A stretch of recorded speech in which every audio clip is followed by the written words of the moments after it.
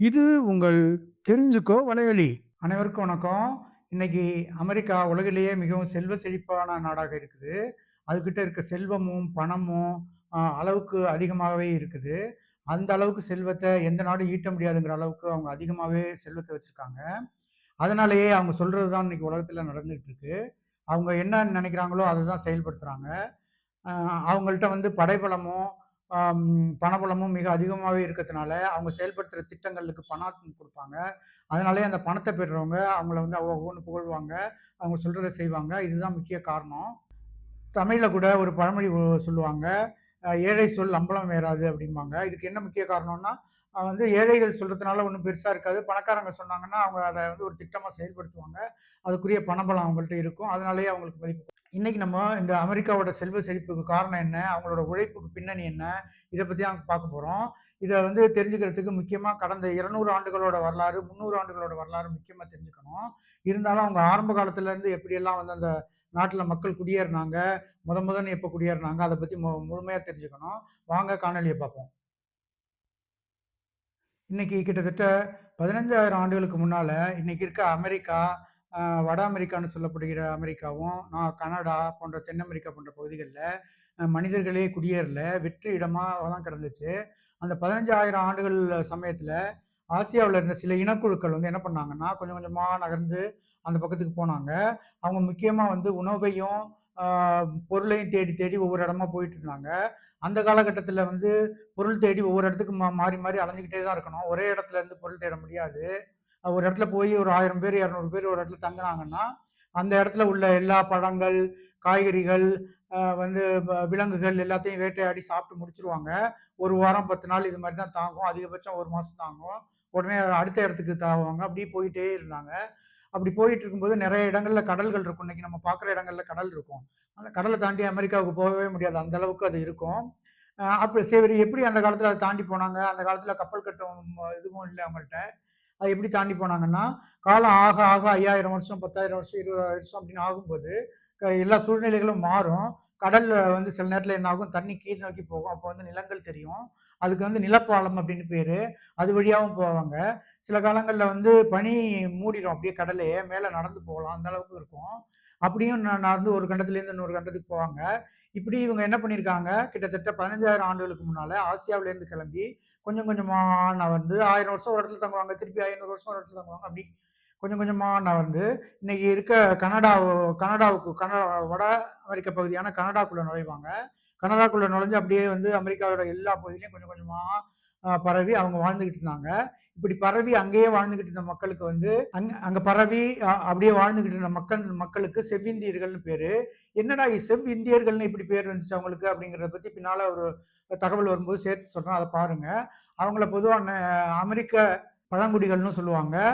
ஆங்கிலத்தில வந்து native Americans அப்படின்னு சொல்லுவாங்க. இவங்க தான் முதன்னு கிட்டத்தட்ட ஒரு 500 வருஷத்துக்கு முன்னால 15,000, 20,000 வருஷமா அமெரிக்காவுல பல இடங்கள்ல தங்கி வாழ்ந்துகிட்டு இருந்தாங்க. அவங்க ரொம்ப ஒரு வேட்டை சமூகம். ரொம்ப வேட்டையாடுறதுலயும், பழங்கள சேகரிக்கிறதுலயும் ரொம்ப நிபுணத்துவம் வாய்ந்தவங்க இவங்க. இவங்க தான் முதல்ல அங்க இருந்தாங்க. நேட்டிவ் அமெரிக்கன்ஸ்ன்னு அவங்களுக்கு பேரு.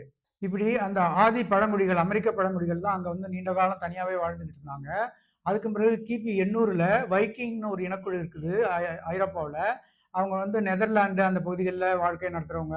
அவங்க வந்து கப்பலோட்டிகள். கப்பலோட்டிகள்னா கப்பல் செலுத்தி வேற ஒரு இடத்துக்கு போறதுல அவங்களுக்கு ரொம்ப ஆர்வம் உடையவங்க. அது மாரி படையெடுத்து ஒவ்வொரு இடத்தையும் புடிச்சு வாழ்வாங்க. ரொம்ப வீர தீர செயல்கள்ல வந்து ரொம்ப நம்ம சோழர்கள மாரி வீர தீர செயல்கள்ல வந்து ரொம்ப வலிமையானவங்க. அவங்க வந்து கிபி 800கள்ல அப்படியே கொஞ்சம் கொஞ்சமா கப்பல்ல போறாங்க. போகும்போது கனடாவோட வடபகுதியில வந்து போய் இறங்குறாங்க. இறங்கி அங்க கொஞ்ச நாள் வாழ்ந்துட்டு இருக்காங்க. கனடாங்கிறது வந்து இன்னைக்கு வட அமெரிக்கான்னு சொல்லுவாங்க. அதோட பகுதி தான் கனடா. அங்க இறங்கி அவங்க என்ன நினைச்சுக்கிட்டாங்க, ஒரு சிறிய தீவு தான். இது பெரிய நிலப்பகுதி கிடையாதுன்னு சொல்லி நினைச்சுக்கிட்டு, அந்த இடத்துல தங்கி இருந்துட்டு திருப்பி வேற பகுதிக்கு போயிட்டாங்க. அவங்க பெருசா வந்து அமெரிக்காவோட பல பகுதிகளுக்கு அதுக்கு பிறகு வந்து ஈரோப்பியர்கள் வந்து என்ன பண்றாங்க, அவங்களுக்கு வந்து ஒரு விழிப்புணர்வு வந்து பல இடங்கள தேடி பார்க்கணும். அங்கங்க போய் வந்து ஆட்சி செய்யணும் அப்படிங்கிற விருப்பம் வந்து நெறையா இனக்குழுக்களுக்கு வருது. அதுல முக்கியம் வந்து ஸ்பெயினு, போர்ச்சுகல் இந்த இனக்குழுக்கள்லாம் வந்து ரொம்ப ஆர்வமாவே இருக்காங்க. இப்படி பல இனக்குழுக்களும் ஐரோப்பாவுல புதிய புதிய நிலங்கள தேடி அலைய ஆரம்பிச்சாங்க. அப்பதான் வந்து அந்த காலகட்டத்தில ஐரோப்பாவுல மாமிசங்கள சேகரிச்சு பதப்படுத்தி வைக்கிறதுக்கு சில கார வகைகள் வந்து ரொம்ப தேவைப்பட்டுச்சு. கார வகைகள்னா மிளகு, அ ஏலக்காய் அந்த மாரி வகைகள் வந்து ரொம்ப தேவைப்பட்டுச்சு. ஏன்னா, அவங்களுக்கு வந்து கிட்டத்தட்ட 6 மாசம் பனி இருக்கும். வெளியில போய் வேட்டையாடவும் முடியாது, சமைக்கவும் முடியாது. அது மாரி கடும் குளிரா இருக்கும். அந்த கோடை காலத்து வரும்போது என்ன பண்ணுவாங்க, மாமிசத்த வெட்டி அதுக்குள்ள வந்து இந்த ஆங்கிலத்தில ஸ்பைசஸ்ன்னு சொல்லுவோம். அந்த மிளகு அந்த மாரி ஐரோப்பாவுல என்ன வழக்கம்னா, அங்க கிட்டத்தட்ட 6 மாசங்கள் முழுசா பனி மூடி கிடக்கும். அந்த காலங்கள்ல வெளியில வேட்டையாடுறதுக்கும் ரொம்ப வாய்ப்புகள் குறைவு. அத சமைச்சு சாப்பிடுறதுக்கும் வாய்ப்புகள் குறைவு. அதனால என்ன பண்ணுவாங்க, கோடை காலத்துல கிடைக்கிற மாமிசத்த பதப்படுத்தி அத அப்படியே வச்சுருவாங்க. குளிர்காலம் வரும்போது அத வந்து சமைச்சு சாப்பிட்டுக்குவாங்க. இதுதான் அங்க உள்ள பழக்கமா இருந்துச்சு. மாமிசத்த பதப்படுறதுக்கு பல வகையான மசாலாக்கள், கார வகைகள்லாம் தேவைப்படும். அந்த கார வகைகள்லாம் அங்க விளையிறது கிடையாது. உதாரணத்துக்கு பார்த்தோம்னா, நம்ம தமிழ்நாட்டுல கேரளாவுல அந்த மாரி இடங்கள்ல கிடைக்கக்கூடிய ஏலக்காய், மிளகு, திப்பிலி இது போன்ற கார வகைகள், மசாலா வகைகள் வந்து அவங்களுக்கு வந்து ரொம்ப அரிதா தான் கிடைக்கும். அந்த காலத்துல கொஞ்சம் வர்த்தகம் இருந்துச்சு. அத வந்து நெறைய பேர் என்ன பண்ணுவாங்க, வாங்கிட்டு போயி இன்றைய இருக்கக்கூடிய ஒட்டமான் பேரரசுன்னு சொல்லுவாங்க. இன்னைக்கு வந்து மத்திய கிழக்கு நாடுகள், சவுதி அரேபியா அந்த மாரி நாடுகள் இருக்குல்ல, அந்த நாட்டு வழியா நம்ம அ மசாலா பொருட்கள் வந்து அந்த நாட்டு வழியா ஈரோப்புக்கு போய் சேரும். அப்படி போய் சேரும்போது இடையில இடையில உள்ள நாட்டுகள்ல எல்லாம் வந்து வரி வசூலிப்பாங்க. அந்த வரினால அவங்க ஈரோப்பாவுக்கு போய் சேரும்போது, அங்க வந்து அதோட விலை ரொம்ப அதிகமா இருக்கும். இது வந்து அவங்களுக்கு ஒரு பெரிய பிரச்சனையாவே இருந்துச்சு. நேரடியா வந்து ஆசிய பகுதிகள்ல போயி, இந்த மசாலா பொருட்கள வாங்கிட்டு வந்தாக்க, மிளகு போன்ற மசாலா பொருட்கள வாங்கிட்டு வந்தோம்னாக்க, நமக்கு வந்து விலை குறைவா இருக்கும். வர்த்தகமும் நெறையா நடக்கும். அப்படின்னு சொல்லி நெறைய பேர் யோசிச்சுக்கிட்டே இருந்தாங்க. காலங்காலமா யோசிச்சுட்டு இருந்தாங்க. அப்படி திடீர்னு யோசிச்சவங்க தான் 1492ஆம் ஆண்டு ஸ்பெயின் நாட்டோட அரசரா இருந்த ஃபெர்டினாண்டு, இசபெல்லான்னு 2 தம்பதிகள். அவங்க வந்து அ ராஜாவும், ராணியுமா இருந்தாங்க. அவங்க 2 பேரும் திடீர்னு யோசிச்சாங்க, நம்ம நேரடியா போயி ஆசியாவுல இந்த மசாலா பொருட்கள வாங்கிட்டு வந்தாக்கா, இங்க நல்லா வியாபாரம் ஆகும் அப்படின்னு சொல்லி யோசிச்சாங்க. அது அது அந்த அந்த சிந்தனை அவங்கள்ட்ட அப்படியே இருந்துகிட்டே இருந்துச்சு நீண்ட காலமா. அது ஒரு நாள் வந்து செயல்படுத்துறதுக்கு ஆரம்பிச்சாங்க அவங்க. அப்பதான் அவங்க யார வந்து ஆ ஆசியாவுக்கு அனுப்பலாம், குறிப்பா இந்தியாவுக்கு அனுப்பலாம். அங்க போயி இந்த மசாலா பொருட்கள வாங்கிட்டு வரலாம் அப்படின்னு சொல்லி, இப்படி அவங்க தேடிட்டு இருக்கையில, கிறிஸ்டோபர் கொலம்பஸ் அப்படின்னு ஒருத்தரு, அவரு வந்து இத்தாலி நாட்டுக்காரரு. அவருக்கு வந்து ரொம்ப ஆர்வம். எல்லா நாட்டுக்கும் போகணும், புது புது நாடுகள கண்டுபிடிக்கணும் அப்படின்னு சொல்லி ரொம்ப ஆர்வமா இருந்தாரு. அவரு சில திட்டங்களை எல்லாம் வச்சுக்கிட்டு, உலகத்தோட வரைபடத்தை எல்லாம் வச்சுக்கிட்டு எப்படி போகலாம், எங்க எப்படி போகலாம் அப்படின்னு எல்லாம் சொல்லி அ இது பண்ணிக்கிட்டு இருந்தாரு. ஆனா அவர்ட்ட வந்து பணமோ, கப்பல் வசதியோ எதுவுமே இல்ல. இத கொண்டு போய் மொதன்னு என்ன பண்ணாருனாக்க, ஒரு போர்ச்சுகல் அரசர்ட்ட குடுத்தாங்க. அவங்க போர்ச்சுகல் அரசர் வந்து இதெல்லாம் பார்த்துட்டு, "இது நமக்கு சரியா வராது. நீ சொல்ற வழியெல்லாம் சரியா வராதுன்னு" சொல்லி திருப்பி அனுப்பிடுறாங்க. அவரு என்ன பண்ணாரு, இது மாரி ஸ்பெயினுக்கு போயிட்டு அந்த ஃபெர்டினாண்டு, அந்த இசபெல்லா அப்படின்னு சொல்லி ஒரு அரசனும், அரசியும் இருக்காங்க இல்லையா? அவங்கள்ட்ட அந்த திட்டத்த அவர் கொண்டுட்டு போறாரு. கொண்டுட்டு போனோனே அவங்களுக்கு ரொம்ப புடிச்சு போச்சு. அவங்க ஏற்கனவே ஒரு ஆள தேடிக்கிட்டு இருந்தாங்க. இவர் சரியா வந்து மாட்டிட்டார்றா! அப்படின்னு சொல்லிட்டு இவர புடிச்சுட்டாங்க ஆள. அப்புறம் வந்து என்ன பண்ணாங்கன்னா, இவருக்கு வந்து ஒரு 3 கப்பலையும், கப்பல் நெறையா வந்து வீரர்களையும் குடுத்து, "நீ போ" அப்படின்னு சொல்லிட்டாங்க. இவரும் மேற்கு பக்கம் போறேன் அப்படின்னு சொல்லிட்டு போயிட்டே இருந்தாரு. எத தேடிக்கிட்டு போறாரு? அவரு தேடுறது இந்தியாவையும், ஆசிய பகுதிகளையும் தேடிட்டு போறாரு. அங்க போய் தங்கம் வாங்கலாம், மிளகு வாங்கலாம், மயிலிறகு வாங்கலாம்ன்னு சொல்லி ரொம்ப ஆசையா போறாரு. அப்படி போயிட்டே இருக்கையில ஒரு நிலம் வந்துச்சு. அங்க வந்து இறங்கிட்டாரு. அவரு நெனச்சாரு, இதுதான் இந்தியா அப்படின்னு நெனச்சுட்டாரு. ஆஹா! இந்தியா இவ்ளோ பக்கத்துலயா இருக்கு, பரவாயில்லையே அப்படின்னு சொல்லி அங்க இறங்கிட்டாரு. அங்க இறங்கினோனே, அவர் முதல் வேலையா என்ன பண்ணாருன்னா, அங்க ஏற்கனவே வந்து மக்கள் வாழ்ந்துட்டு இருக்காங்க. சிகப்பு நிறத்துல நல்ல யூரோப்பியர் மக்களை ஐரோப்பா மக்கள் மாரியே செந்நிறத்துல வாழ்ந்துட்டு இருக்காங்க. சரி நம்ம வந்தது இது வந்து இறங்குனது இந்தியா தான் அப்படின்னு அவர் நெனச்சுட்டாரு. அவரா நெனச்சுக்கிட்டாரு. நெனச்சுட்டு அவங்களுக்கு செவ்விந்தியர்கள்னு பேர் வச்சுட்டாரு. ஆனா, அங்க போனா அங்க ஒரு மசாலா வகைகள், மிளகு வகைகள் எதுவுமே கிடைக்கல. ஏன்னா, அது அது வந்து வெற்று நிலம். வெறும் கொஞ்சம் செவிந்தியர்கள் மட்டும் அந்த பெரிய நிலப்பகுதியில கொஞ்சம் கொஞ்சம் கொஞ்சம் வாழ்ந்துகிட்டு இருக்காங்க. அன்றைய காலகட்டத்தில அவங்க கிட்டத்தட்ட 1,00,00,000 மக்கள் வந்து இன்னைக்கு வந்து அமெரிக்கா வந்து 50 மாநிலங்கள கொண்டது. இந்தியா மாரி கிட்டத்தட்ட 2, 3 மடங்கு. அந்த அந்த மொத்த இடத்துலயுமே வெறும் 1,00,00,000 மக்கள் தான் அன்றைய காலத்தில வாழ்ந்துகிட்டு இருந்திருக்காங்க. அவங்க நல்லா வேட்டை சமூகமா இருந்திருக்காங்க. நல்லாவே வேட்டைகளும், பழங்களும் சேகரிச்சு நல்ல வளமா வாழ்ந்திருக்காங்க. அவங்களுக்குன்னு ஒரு கலாச்சாரத்த வச்சு வாழ்ந்துட்டு இருக்காங்க. ஆனா இவர் அங்க போனாருனாக்கா, அவருக்கு வந்து அந்த எதுவுமே கிடைக்கல. மிளகு போன்ற மசாலா வகைகளோ, தங்கமோ எதுவுமே கிடைக்கல. இருந்தாலும் இத வந்து எப்படி சொல்றது? இந்தியாவுக்கு நான் போனேன். இதெல்லாம் எதுவுமே இல்லன்னு எப்படி போய் சொல்றதுன்னு சொல்லிட்டு திரும்பி வந்து ஸ்பெயினுக்கு போனாரு. ஸ்பெயின்ல போய் அதே அரசனும், அரசியும் இருந்தாங்க. அவங்கள்ட்ட போய் இது மாரி நான் இந்தியாவ கண்டுபிடிச்சுட்டேன். அங்க வந்து கொஞ்சம் கொஞ்சம் மக்கள் கொஞ்சோண்டு பேர் இருக்காங்க அப்டின்னாரு. உடனே அரசரும் அரசிக்கு அவங்களோட நோக்கம் என்ன? மசாலா பொருள் வேணும், தங்கம் வேணும், பொருள் வேணும் அவ்வளவுதானே. அதெல்லாம் எங்க கொண்டு வரலையா அப்படின்னு கேட்டாரு. ஐயோ! அது நாங்க எடுத்துட்டு வரல. இப்போதைக்கு அங்க இல்ல. எதுவும் இல்ல அப்படின்னு சொல்லி அப்படி இப்படி சமாளிச்சுட்டாரு. ஆனா நான் பார்த்துட்டேன் இந்தியாவ. ஆனா அந்த பொருட்கள் எதுவுமே இல்ல அப்படின்னு சொல்லி சமாளிச்சுட்டாரு. உடனே எங்க பண்ணாங்க, இவங்களுக்கு இவங்களோட என்ன ஈடேறல. யாரு? பெர்டினண்டுக்கும், இசபெல்லாவுக்கும் அவங்களோட என்ன ஈடேறல. அதுக்கு செலவும் பண்ணியிருக்காங்க. 3 கப்பல் குடுத்துருக்காங்க, வீரர்கள குடுத்துருக்காங்க. ஆனா கொலம்பஸ் எதுவுமே செய்யல. அவங்களுக்கு திருப்தியே இல்ல. சரி நீ இத மட்டும் பத்தாது. நீ திருப்பி போ. திருப்பி வந்து போய் ஆசியாவ கண்டுபிடிச்சுட்டு வான்னு சொல்லி திருப்பி அவர அனுப்பிட்டாங்க.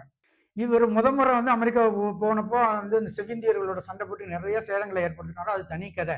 அத நம்ம வந்து வேற ஒரு காணொளியில பார்க்கலாம். ஆனா அது ஒரு சோக கதை. அத வந்து அநேகமா நம்ம பார்க்க வேண்டாம்னு நெனைக்கிறேன். இப்ப இவரு என்ன பண்ணாரு கொலம்பஸ், இப்ப எப்படியாவது இந்தியாவ கண்டுபிடிச்சிடணும்னு ரொம்ப முயற்சி பண்ணாரு. ஏற்கனவே வந்து போர்ச்சுகீஸ் அரசர்ட்ட இவர் போனார்ல, போகும்போது அவங்க வந்து இவர் சொல்ற திசையெல்லாம் சரியில்லைன்னு சொல்லி திருப்பி விட்டாங்கல்ல. இப்ப திருப்பி அவங்களோட தொடர்பு எப்படியாவது ஏற்படுத்தி அவங்களுக்கு ஏதாவது இடம் தெரியும் அப்படின்னு சொல்லி கண்டுபிடிக்கலாம்னு போனாரு. அவங்க ஏற்கனவே வந்து போர்ச்சுகல்காரங்க என்ன பண்ணாங்கன்னா, அ அமெரிக்காவோட ஆப்பிரிக்காவோட கீழ் திசை நாடுகளுக்கெல்லாம் மேல் திசை நாடுகள்லாம் போயி, அப்படியே திரும்பி கீழ் திசை நாடுகளுக்கு வந்து, அப்படியே அந்த பக்கம் இந்தியா இருக்கு, ஆசியா இருக்கு, சீனா இருக்குன்னெல்லாம் கண்டுபிடிச்சு வச்சிருந்தாங்க. அவங்களோட எப்படியோ பழகி கிழகி இடத்த கண்டுபிடிச்சு, அவர் இந்த பக்கம் வந்து வர ஆரம்பிச்சுட்டாரு. எங்க இந்தியாவ நோக்கி வர ஆரம்பிச்சுட்டாரு. ஏற்கனவே இந்த கொலம்பஸ் கண்டுபிடிச்சாரு இல்லையா வட அமெரிக்கா, அத வந்து ஏற்கனவே அவங்கள்ட்ட சொன்னதுனால, யார்ட்ட ஸ்பெயின் அரசர்ட்ட சொன்னதுனால, அவங்க என்ன நெனச்சுட்டாங்க, இது நம்மளோட நிலம் அப்படின்னு அவங்க அந்த கொலம்பஸ் இறங்குன இடம் என்னன்னா, அந்த அன்னைக்கு வந்து கரிபியன் தீவுகள்னு சொல்லுவாங்க. கலிபோர்னியாவுக்கு தென் பக்கத்துல, கலிபோர்னியா சுற்றியுள்ள பகுதிகள் தான் கரிபியன் தீவும்பாங்க. அந்த கரிபியன் தீவ தான் இவரு பார்த்தாரு. பார்த்துட்டு வந்து இந்தியான்னு நெனச்சுட்டு அங்க போய் சொல்லிட்டாரு. இப்ப ஸ்பெயின்காரவங்க நம்ம தான் முதல்ல கண்டுபிடிச்சோம். இது எங்க இடம்னு சொல்லி உறுதி பண்ணிட்டாங்க அந்த இடத்துல. இப்ப திருப்பி கொலம்பஸ் வந்து இந்தியாவை நோக்கி வந்துட்டு இருக்காரு. இதுதான் வந்து பயணம். அடுத்து என்ன பண்றாங்கன்னா, இப்ப போர்ச்சுகல் எப்படி அமெரிக்காவ தேடிட்டு போறாங்க, போர்ச்சுகல் மக்கள் அப்படின்னு சொல்லி பார்ப்போம்.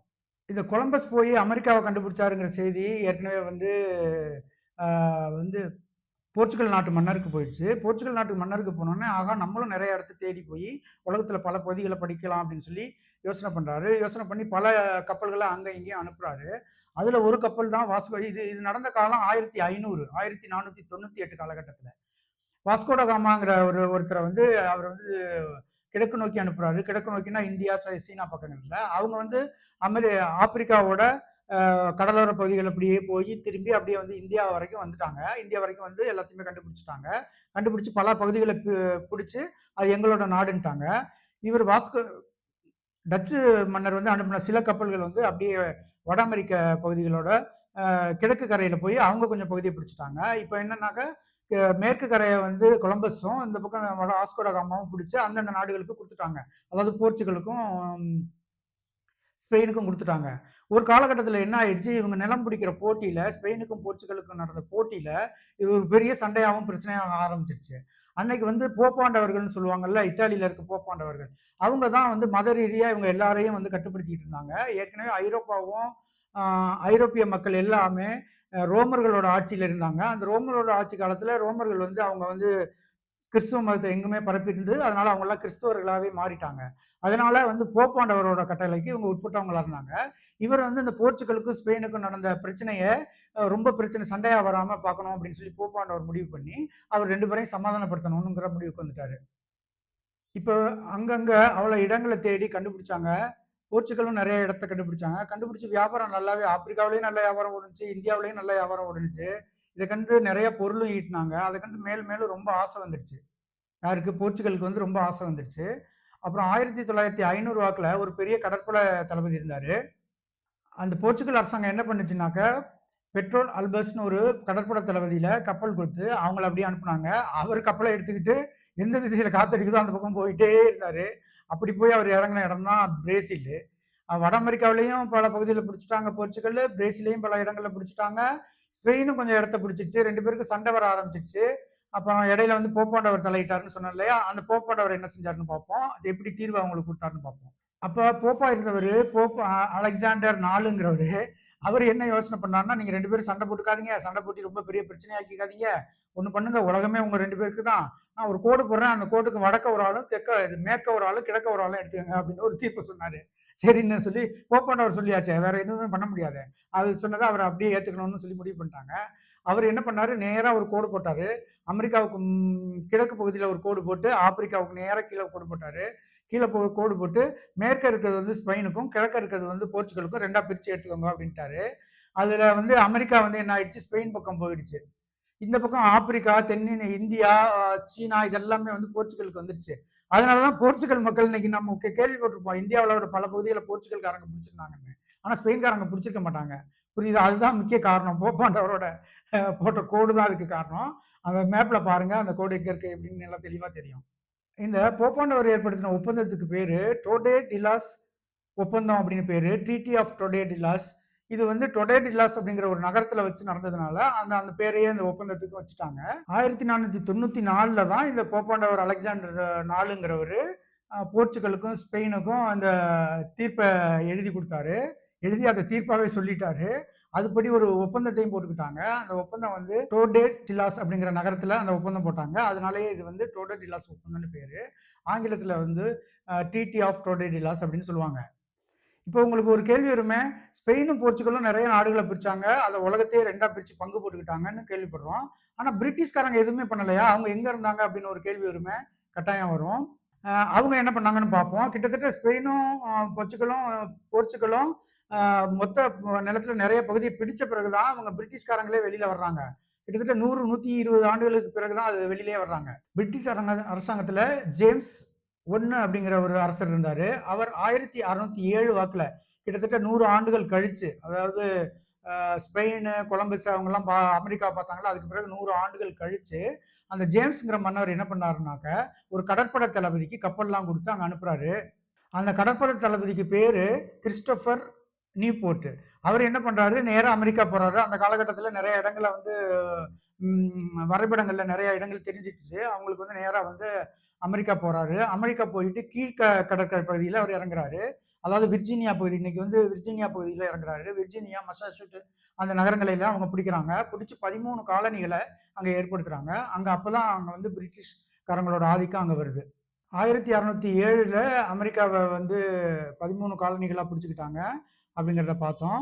அதுக்கு பிறகு கிட்டத்தட்ட 160 ஆண்டுகள், 170 ஆண்டுகள் நல்லாவே போயிட்டு இருந்துச்சு. ஸ்பானிய மக்கள் ஒரு பக்கத்துலயும், போர்ச்சுகீஸ் மக்கள் ஒரு பக்கத்துலயும், இன்னைக்கு பிரிட்டிஷ்காரங்கன்னு சொல்றாங்கல்ல, ஆங்கிலோ சாக்சன்ஸ் மக்கள். அவங்க 13 காலனிகள்னா 13 காலனிகள்னா 13 மாநிலங்கள்னு சொல்லிக்கலாம் நம்ம. அந்த 13 மாநிலங்களையும் பிடிச்சு அவங்கவங்க ஆண்டுகிட்டு இருந்தாங்க. கிட்டத்தட்ட 150 வருஷம் நல்லாவே தான் போயிட்டு இருந்துச்சு. ஆனா அந்த பிரிட்டிஷ் அரசாங்கம் என்ன பண்ணுச்சு, மக்கள் மேல அதிகமா வரிய போட்டுக்கிட்டே இருந்துச்சு. அவங்களால தாங்க முடியல. மக்கள்னா யாருங்க? செவிந்தியர்கள் கிடையாது. அங்கேயே வாழ்ந்துகிட்டு இருந்த செவிந்தியர்களுக்கு மட்டும் வரி கிடையாது. இங்கேருந்து போய் குடியேறினாங்களே, இவங்க குடியமர்த்தின மக்கள். ஆங்கிலோ சாக்சன் மக்கள், ஸ்பானிஷ் மக்கள், டச் மக்கள், இந்த மக்கள் இருக்காங்கல்ல, போர்ச்சுகீஸ் மக்கள். இந்த மக்களுக்கே அவங்க வந்து அவங்களோட மக்களுக்கே அவங்களுக்கு அளவுக்கு அதிகமா வரிய போட்டாங்க. இந்த வரி அதிகமா போனத தாக்கு பிடிக்க முடியாம அவங்க என்ன பண்ணாங்க, எங்களுக்கு சுதந்திரம் வேணும் அப்படின்னு சொல்லி அவங்களே வந்து ஒரு சுதந்திரத்த பிரகடனப்படுத்துனாங்க. 1776ஆம் ஆண்டு அவங்கெல்லாம் ஒண்ணு சேர்ந்து ஒரு அமெரிக்க அ சுதந்திரம் அப்படின்னு சொல்லி பிரகடனப்படுத்துனாங்க. ஆனா அவங்களுக்கு உடனே கிடைச்சிரல. கேட்ட உடனே குடைச்சிடுறதுக்கு அவங்க என்ன சாதாரண ஆளாங்களா என்ன? அதனால வந்து உடனே கிடைச்சிரல. அவங்க 5 வருடங்கள் தொடர்ந்து போராட்டம் நடத்துனாங்க. நெனச்சு பாருங்க. இந்தியாவுல நம்ம வந்து ஆங்கிலேயர்கள எதிர்த்து போராடுனது கிட்டத்தட்ட 150, 200 வருஷம். அவன் அமெரிக்காக்காரன் வெறும் 5 வருஷம் தான் போராடினான். அமெரிக்காக்காரன் அவங்க பிரிட்டிஷ் மக்களே, ஸ்பானிய மக்களே வந்து 5 வருஷம் போராடினாங்க. இப்படி போராடிக்கிட்டு இருக்கையில அந்த மக்களுக்கும் பிரிட்டிஷ் பிரிட்டானிய படைகளுக்கும் இடையில நிறைய போர் நடந்துகிட்டே இருந்துச்சு. அப்போ வந்து அவங்களோட கை அதிகமாவே ஓங்கி இருந்துச்சு. மக்களோட கை அதிகமாவே ஓங்கி இருந்துச்சு. அவங்கள மேல சண்டை போட்டு ரொம்ப அழுத்துட்டாங்க. அவங்களோட பணம், பிரிட்டிஷ் மக்களோட அரசாங்க பணம் வந்து நிறைய அதுக்கு செலவாகிட்டு இருந்துச்சு. போடுற வரி எல்லாம் பத்தல. இவங்க வரியும் குடுக்கல. இது மாரி ஒரு குறிப்பிட்ட நாட்களுக்கு போனோனே இவங்கள கட்டி வச்சுக்கிறது ரொம்ப கஷ்டம் அப்படின்னு சொல்லிட்டு சுதந்திரத்த குடுத்துட்டு ஒரு நாள் வெளியில கிளம்பிடுறாங்க. அப்பல்லாம் வந்து முதலா அமெரிக்காவுக்கு சுதந்திரம்னு கிடைக்குது. 1776ல மக்கள் கூட்டத்துக்கு தலைமை தாங்கின சில தலைவர்கள்ல முக்கியமானவங்க, தாமஸ் ஜெஃபர்சன்ங்கிறவரு, மேலும் வாஷிங்டன்ங்கிறவரு, ஜார்ஜ் வாஷிங்டன்ங்கிறவரு. இவங்க இவங்க தான் வந்து முதல்ல பிரகடனத்த ஏற்படுத்துறாங்க. சுதந்திர பிரகடனத்த. இந்த சுதந்திர பிரகடனத்த எழுதினவரு தாமஸ் ஜெஃபர்சன்ங்கிறவரு. இவர் தான் வந்து இனி நாங்க உங்க தலைமைய ஏற்க மாட்டோம். நாங்க தனி நாடாக அறிவிச்சுக்கிறோம் அப்படிங்கிற ஒரு ஒரு சொற்றொடர அவர் எழுதினாரு. அப்பதான் வந்து அத வந்து பிரகடனப்படுத்துறாங்க. அப்புறம் கிட்டத்தட்ட 6 வருடங்கள், 5 வருடங்கள் கழிச்சு 1781ல தனி நாடா அறிவிக்கிறாங்க. பிரிட்டிஷ் அந்த ஏகாதிபத்தியங்கள்லாம் வெளியில கிளம்பிருது. தனி நாடா அறிவிச்சுக்கிறாங்க. அறிவிச்சு அங்க ஜார்ஜ் வாஷிங்டன் தான் முதல்ல அந்த நாட்டுக்கு பிரதம மந்திரி ஆகுறாரு. தாமஸ் ஜெஃபர்சன், அ வாஷிங் அ ஜார்ஜ் வாஷிங்டன் இது மாரி பல தலைவர்கள் சேர்ந்து அவங்க அரசியல் சட்டத்த எழுதுனாங்க. எழுதி 1789ல அமெரிக்காவுல அந்த அரசியல் சட்டத்த நடைமுறைப்படுத்துனாங்க. அதுக்கு வந்து பிரசிடென்ட்டா, ஜனாதிபதியா வந்து ஜார்ஜ் வாஷிங்டன் 1789ல அவர் நியமிக்கப்படுறாரு. அது முதலாவே வளர்ச்சி, வளர்ச்சி, வளர்ச்சி தான். எட்டி எட்டி வச்ச அடிகள் எல்லாமே ஏணிப்படிகள் தான் அவங்களுக்கு. அதுக்கு பிறகு கிட்டத்தட்ட 200 வருடங்கள், 250 வருடங்கள் நெறைய பொருள் ஈட்டினாங்க. அந்த கதைய பத்தி நெறைய பார்க்க போறோம். வாங்க தொடர்ந்து பார்ப்போம். இந்த சுதந்திர போராட்டம் எல்லாமே மக்கள் தலைமையில விர்ஜீனியா மாகாணத்தில தான் நடந்துச்சு. விர்ஜீனியா மாகாணத்தில யார்க் டவுன் அப்படிங்கிற ஒரு நகரம் இருந்துச்சு. அந்த நகரத்தில வச்சு தான் இந்த தாமஸ் ஜெஃபர்சன்ங்கிற ஒரு வாஷி ஜார்ஜ் வாஷிங்டன்ங்கிறவங்க, மற்ற தலைவர்கள் எல்லாமே சேர்ந்து இந்த சுதந்திர போராட்டத்த பண்ணாங்க. அங்க வச்சு தான் அரசியலமைப்பு சட்டத்தையும் உருவாக்குனாங்க. இப்படி அமெரிக்கா முழுமையா சுதந்திரம் அடைஞ்சது 1783ல. அப்படி சுதந்திரம் அடைஞ்சப்போ, அவங்களுக்கு சராசரியா ஒவ்வொரு குடும்பத்துக்கும் 7 குழந்தைகள் இருந்தாங்க. நல்லா நல்லா தான் குடும்பம் நடத்தியிருப்பாங்க போல இருக்கு. அவங்க எல்லாமே சேர்ந்து நெல் பயிர் செஞ்சாங்க, கோதுமை பயிர் செஞ்சாங்க, மாடுகள வளர்த்தாங்க. இது மாரி நெறைய பண்ணாங்க. நெறைய செல்வச் செழிப்ப வளர்க்க ஆரம்பிச்சுட்டாங்க. வளர்க்க ஆரம்பிச்சு அரசாங்கமும் அவங்களுக்கு வந்து மிதமான வரிய தான் போட்டுச்சு. அந்த சரியான வரிய அவங்க வந்து கட்டி, நாட்டு செல்வமும் அதிகமாகிக்கிட்டே போயிட்டு இருந்துச்சு. இப்படி மக்கள்ட்ட சிறிது சிறிது வரி போட்டு நெறைய பணத்த சம்பாரிச்சாங்க. அப்படி சம்பாரிச்ச பணத்த வச்சு சரியா 20 ஆண்டுகள்ல 1783ல சுதந்திரம் வாங்குனாங்க. அ அதுக்கு பிறகு 20 ஆண்டுகள் கழிச்சு 1803ஆம் ஆண்டு அ அவங்கள்ட்ட கிடைச்ச நெறைய பணத்த வச்சு லூசியானாங்கிற ஒரு பெரிய நிலப்பகுதிய வாங்குனாங்க. இன்னைக்கு இருக்கிற லூசியானா மாநிலம் மட்டுமே கிடையாது. கிட்டத்தட்ட 13 மாநிலங்கள் சேர்ந்து அவ்வளவு பெரிய நிலம் லூசியானா ம் பகுதிங்கிறது. ஸ்பெயினும், பிரான்ஸும் அந்த லூசியானா பகுதிய வச்சிருந்தாங்க.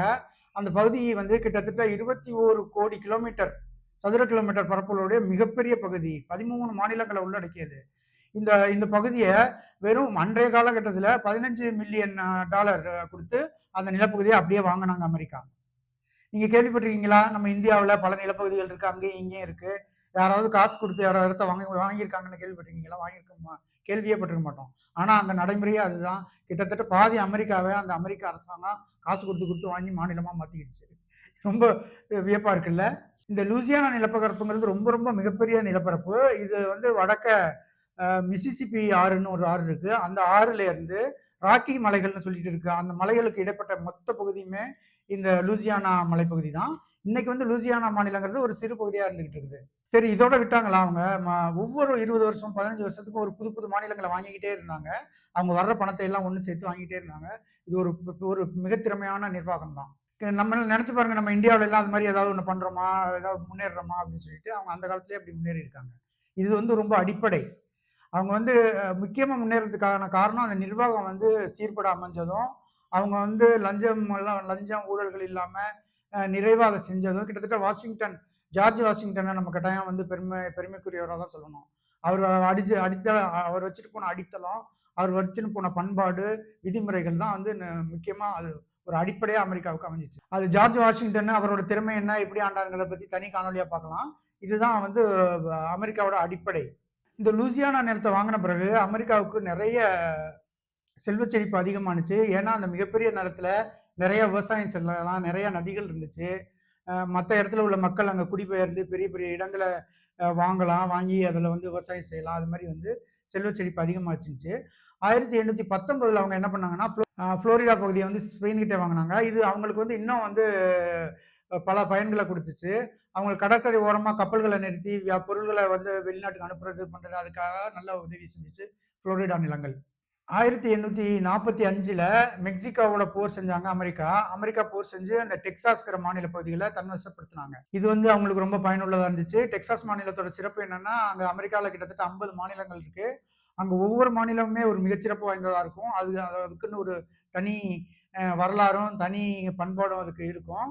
அது மாரி வந்து டெக்சாஸ் மாநிலத்தோட சிறப்பு என்னன்னா, அங்க எப்போதுமே வெயில் அடிச்சிட்டு இருக்கும். பனி இருக்காது. மெக்சிகோட்ட இருந்து அந்த டெக்சாஸ் குடியரசு மட்டும் இல்லாம, வடபகுதிகள்ல பல நிலங்களும் அமெரிக்காவுக்கு கைக்கு வந்துச்சு. அது இல்லாமயும் பல நிலங்கள் இவங்களுக்கு வந்து கைக்கு வந்துச்சு. அந்த டெக்சாஸ் பகுதிகள்ல வந்து அவங்க தொழிற்சாலைகள் அதிகமா வச்சு அத வந்து முன்னேற்றுனாங்க. அப்புறம் ஒர்கான் பகுதி அப்படின்னு சொல்லி ஒரு பகுதி இருக்கு. இந்த பகுதிய வந்து பிரிட்டிஷ்காரங்கள்ட்ட இருந்து குறிப்பிட்ட நாள் கழிச்சு அத வாங்குனாங்க. அது அது வாங்குன பிறகு இவங்களோட கடல் பரப்பு ரொம்ப அதிகமாகி, ஏற்றுமதி, இறக்குமதி கப்பல் மூலமா நடக்கிறது எல்லாமே அதிகமானுச்சு. இன்னைக்கு அமெரிக்காவோட வரைபடத்துல பார்த்தீங்கன்னா, மேல கனடா இருக்கும். கனடாவுக்கு வடக்கு பகுதியில 1867ல அலாஸ்கா மாநிலத்த ரஷ்யாட்டேருந்து வாங்குனாங்க. ரஷ்யாகிட்டேருந்து வாங்கும்போது, ரஷ்யா வந்து என்ன நெனச்சாங்க, இந்த நிலப்பரப்பு நமக்கு தேவையே இல்ல. அது ஒரு துண்டா இருக்கு. அத போய் பார்க்கலாம் முடியல. அப்படின்னு சொல்லி ஒரு வெறும் $7 மில்லியன் அமெரிக்காட்ட குடுத்துட்டாங்க. அது ரொம்ப மிகப்பெரிய இடம். அத பார்த்தீங்கன்னா, வட அமெரிக்காவுக்கு மேல கனடா இருக்கும். கனடாவோட மேற்கு பகுதிகள்ல ஒரு பெரிய மாநிலம் இருக்கும். அந்த பகுதி. அத அமெரிக்கா வாங்கும்போது, அது ஒண்ணுமில்லாத ஒரு பனிக்காடா தான் இருந்துச்சு. ஆனா, அதுக்கு பிறகு அதுல நெறைய உள்ளுக்குள்ள வந்து இன்னைக்கு வந்து பெட்ரோல் போன்ற வந்து இதெல்லாம் வந்து நெறையாவே அங்க இருக்குது. அது இப்ப ரஷ்யாட்ட இருந்துச்சுனாக்க, இன்னைக்கு அது வந்து ரொம்ப பெரிய அளவுல அவங்களுக்கு உதவியா இருந்திருக்கும். என்ன பண்றது? அன்னைக்கு உள்ளுக்குள்ள என்ன இருந்துச்சுன்னு யாரு கண்டா? அன்னைக்கு பெட்ரோலே கண்டுபிடிக்க முடியல. வெறும் நிலம் தான். அத வந்து நிர்வாகம் பண்றதுக்கு நெறைய செலவாகுது அப்படின்னு சொல்லி வித்துட்டாங்க அவங்க. அமெரிக்காவுக்கு கீழ் பகுதியில ஹவாய் தீவுகள்னு ரொம்ப அழகான தீவுகள், நெறைய தீவுகள் இருக்கும். அது இன்னைக்கு வந்து அமெரிக்காவோட பகுதியா தான் இருக்கு. ஆ கிட்டத்தட்ட 1898 ஆண்டுகள்ல அத வந்து ஒரு சிறிய மன்னர்கள் ஆண்டுகிட்டு இருந்தாங்க. மன்னர்கள் ஆண்டுகிட்டு இருந்தாலும், அமெரிக்காவுல உள்ள சர்க்கரை இது கரும்பு விவசாயிகள் வந்து அங்க நெறைய பேர் அங்க தங்கி அவங்களோட ஆதிக்கத்த செலுத்திக்கிட்டு இருந்தாங்க. அங்க உள்ள அரசர் வந்து என்ன பண்ணாரு, திடீர்னு வரிய வந்து ஒரு அரசி, அந்த அரசி என்ன பண்ணாங்க, இந்த இவங்களுக்கு மேல நெறைய வரிய போட்டோனே அவங்களுக்கு பிடிக்கல அமெரிக்காக்காரங்களுக்கு. உடனே அங்க அமெரிக்காக்காரங்களோட கப்பல் படை துணை கொண்டு அத வந்து பிடிச்சுட்டாங்க. பிடிச்சு அமெரிக்கா ஹவாய் தீவுகள அமெரிக்காவோட இணைச்சுக்கிட்டாங்க. 1901, 9 காலகட்டங்கள்ல தியோடர் ரூஸ்வெல்ட்ன்னு ஒரு அமெரிக்க அதிபர் வந்தாரு. அவர் வந்த காலகட்டத்தில அவரு ரூஸ்வெல்ட்ன்னு சொல்லுவாங்க. அவர் வந்த காலகட்டத்தில உள்நாட்டு பகுதிகள வந்து நல்லா திடப்படுத்தணும் அப்படின்னு முடிவு பண்ணாரு. உள்நாட்டுல நெறையா வந்து சாலைகளையும் எல்லாத்தையும் ஏற்படுத்தினாரு. அது வந்து தொழில் வளர்ச்சிய மேம்படுத்தும் அப்படின்னு சொல்லிட்டு. அப்பதான் அவர் என்ன முடிவு பண்ணாருனாக்க, அட்லாண்டிக்கு, பசிபிக் கடலுக்கு வந்து அமெரிக்காவிலேருந்து போகணும்னா ரொம்ப தூரத்த சுத்திக்கிட்டு போ வேண்டியிருக்குது. அதனால வந்து ஒரு குறுக்கு வழி இருந்தாக்க நமக்கு நல்லாருக்கும் அப்படின்னு முடிவு பண்ணாரு. அந்த காலகட்டத்தில தான் அந்த பனாமாங்கிற ஒரு சிறிய நாடு இருந்துச்சு. அந்த சிறிய நாடு வந்து ஸ்பெயின் கிட்ட இருந்து நெனைக்கிறேன். அவங்கள்ட்டருந்து விடுதலை வாங்கி, தனியா சுதந்திரமா வாழ்ந்துட்டு இருந்தாங்க. அப்போ வந்து இந்த அமெரிக்காவோட ரூஸ்வெல்ட் என்ன பண்ணாருன்னா, அவங்கள்ட்ட வந்து ஒரு ஒப்பந்தம் போட்டாரு. ஒப்பந்தம் போட்டு இந்த அமெரிக்காவையும், அட்லாண்டிக், பசிபிக் கடல்களையும் இணைக்கக்கூடிய ஒரு பகுதி இருக்குல்ல, அதுல அந்த இடத்துல தான் பனாமா இருக்கு. அந்த பனாமா கிட்ட ஒரு ஒப்பந்தத்த போட்டு, அதுல வந்து ஒரு கடல் வழிய ஏற்படுத்திர்றோம் நாங்க வெட்டி, அப்படின்னு சொல்லி 100 வருஷம் குத்தகைக்கு அந்த இடத்த வித்து ஒப்பந்தம் போட்டாரு.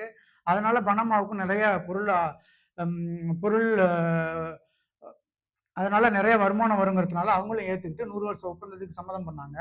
அப்பதான் வந்து அந்த பனாமா கால்வாய்ங்கிறது ஒரு இத கட்டுனாங்க. அந்த பனாமா கால்வாய்ங்கிறது மனிதன் கட்டின ஒரு மிகப்பெரிய சவாலான ஒரு பாதைன்னு தான் நம்ம சொல்லணும். இத பத்தி தனி காலையிலயும் நம்ம நீண்ட காலத்துக்கு முன்னால போட்டுருக்கோம். பனாமா கால்வாய பத்தி. அந்த பனாமா கால்வாயில வந்து கப்பல் எப்படி போகும்னா, வெட்டி போகாது. பனாமா கால்வாய போய் கப்பல நிறுத்திட்டு, அதுக்கு பிறகு என்ன பண்ணுவாங்க, தண்ணிய அதிகமாக்கி, அந்த தண்ணி அதிகமாகணும்னா கப்பல் மேல போகும். தண்ணீல மிதந்துக்கிட்டே மேல போகும். அப்படியே வந்து பனாமா கால்வாய் மேல் பகுதிகள்ல வந்து ஆறு போயிட்டுருக்கும். அந்த ஆறுல அந்த கப்பல் இறங்கிரும். அப்படியே ஆத்துலயே போயிட்டு இருக்குது.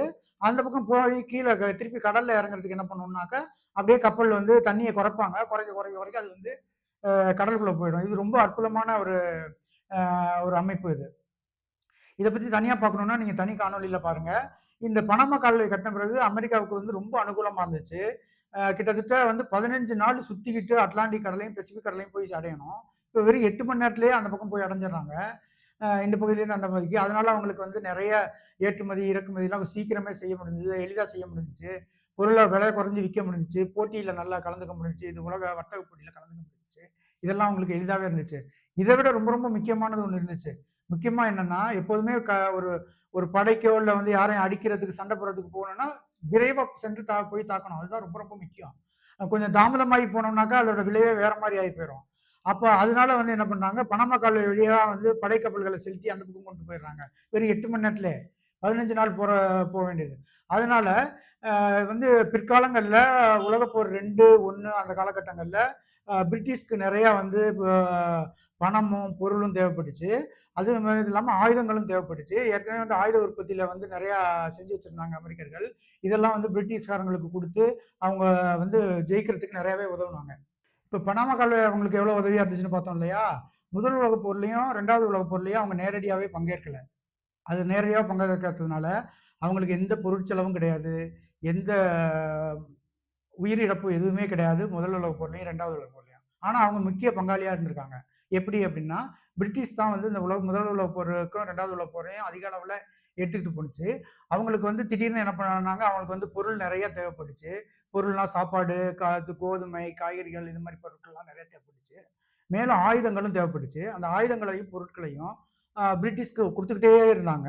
அதுக்கு ஈடா வந்து தங்கம் குடுக்கணும் அப்படிங்கிறது அமெரிக்காவோட கட்டுப்பாடு. ஒரு ஒரு ஒரு ஒரு ஒரு ஒப்பந்தம். அப்ப வந்து போர் முடிய என்ன பண்ணுவாங்கன்னா, ஒவ்வொரு இடமா இவங்கள்ட்ட வந்து ஆயுதத்த வாங்கிட்டு போய் அடிப்பாங்க. அடிச்சு அந்தந்த இடத்த பிடிச்சோனே, அங்க உள்ள செல்வங்களையும், தங்கத்தையும் கைப்பற்றுவாங்க. கைப்பற்றிட்டு ஒரு பகுதிய இவங்க பிரிட்டிஷ்காரங்க வச்சுட்டு, இன்னொரு பகுதிய வந்து அமெரிக்காவுக்கு குடுப்பாங்க. அவங்களுக்கு வந்து பொருட்கள் அதுகளுக்கு ஈடா குடுத்தாங்க. அதே மாரி கிட்டத்தட்ட முதல் உலகப் போர்லயும், 2வது உலகப் போர்லயும் பெரிய அளவு தங்கத்த சேகரிச்சாங்க. அந்த தங்கத்த அவங்க எப்படி பயன்படுத்துனாங்கங்கிறத பத்தி பார்ப்போம். அந்த தங்கத்த ஒரு நெறையா தங்க கட்டிகளாவும், காசுகளாவும் மாத்தி பெரிய இடத்துல வந்து சேமிச்சு வச்சாங்க. ஒரே இடத்துலயோ இல்ல 2, 3 இடத்துலயோ சேகரிச்சு வச்சாங்க. இத பத்தி தனியா காணொளியில தங்கத்த பத்தி போட்டிருக்கோம். அத பத்தி நீங்க தெரிஞ்சுக்கலாம். இந்த தங்கத்த வச்சுக்கிட்டு அவங்க என்ன பண்ணாங்கன்னா, இதுக்கு பிறகு அவங்க பண்ண தந்திரங்கள் தான் ரொம்ப ரொம்ப முக்கியமானது. அவங்க பொருளாதாரத்த வந்து பல மடங்கு அதிகப்படுத்துனுச்சு. ஆங்கிலத்துல சொல்லுவாங்க ஆக்ஸிலரேஷன் 2 4 ஆகுறது, 4 8 ஆகுறது, 8 16 ஆகுறது. அது மாரி வந்து பல மடங்கு ஏத்திக்கிட்டே போணுச்சு. இதுக்கு முக்கிய காரணம் என்னன்னா, அவங்களோட அமெரிக்க டாலருக்கு ஒரு குறிப்பிட்ட டாலருக்கு இவ்வளவு தங்கம் குடுப்போம் அப்படின்னு சொல்லி உலகம் ஃபுல்லா அறிவிச்சாங்க. யாரெல்லாம் அமெரிக்க டாலர் இவ்வளவு வச்சிருக்காங்களோ, அவங்களுக்கு வந்து அமெரிக்க டாலராவும் மாத்திக்கலாம், பொருளாவும் மாத்திக்கலாம். அப்படி இல்லன்னா தங்கம் வாங்கிக்கலாம் அப்படின்னோனே, அந்த பணத்துக்குன்னு ஒரு பெரிய மதிப்பு வந்துருச்சு. வணிகர்கள்ட்டயும், மத்த நாடுகள்ட்டயும், வர்த்தகம் செய்ற எல்லார்ட்டயுமே அதுக்குன்னு ஒரு பொருள் வந்துருச்சு. ஏன்னா, அமெரிக்க டாலர் கையில இருந்தா நமக்கு என்னைக்கு வேணாலும் தங்கம் உறுதி. அதுக்கு வந்து மதிப்பிழப்பு அப்படிங்கிறது ஒண்ணு வராது. புரியுதா? இன்னைக்கு இந்தியாவுல எல்லாம் வந்து பணத்துக்கு மதிப்பிழப்பு பண்ணாங்கல்ல, அந்த மதிப்பிழப்புலாம் வராது. ஏன்னா மதிப்பிழப்பு பண்ணா தங்கம் குடுக்கணும். அது மாரி. இதுக்குன்னே அமெரிக்காவுல வந்து ஒரு சட்டமே இயற்றுனாங்க. இயற்றி இந்த குறிப்பிட்ட அளவு அமெரிக்க டாலருக்கு இவ்வளவு தங்கம் குடுப்போம் அப்படின்னு அறிவிச்சாங்க. அதனால உலகம் முழுசும் இருக்க வர்த்தகர்களும், நாடுகளும் அமெரிக்க டாலர கையிருப்புல வைக்க ஆரம்பிச்சாங்க. ஏற்றுமதி, இறக்குமதிக்காக. அதனாலயே வந்து அமெரிக்க டாலருக்கு ரொம்ப பெரிய மதிப்பு வந்துச்சு. இதுல அமெரிக்காவுக்கு மிகப்பெரிய லாபம். எப்படி லாபம்னு சொல்லுங்க? ஏன்னாக்க, அவங்க வந்து இப்போ ஒரு நாடு வந்து ஒரு 100 கோடி பணம் டாலர் வேணும்னா என்ன பண்ணுவாங்க? அமெரிக்க அரசாங்கத்திலயோ, அமெரிக்க பேங்க் கிட்டயோ தான் வாங்கணும். அமெரிக்கா என்ன பண்ணும்? வெறும் பணத்த அச்சடிச்சு, அந்த அச்சடிச்ச பணத்த குடுத்துரும். அமெரிக்காவுக்கு என்ன செலவு? வெறும் அச்சடிக்கிற செலவு மட்டும் தான்.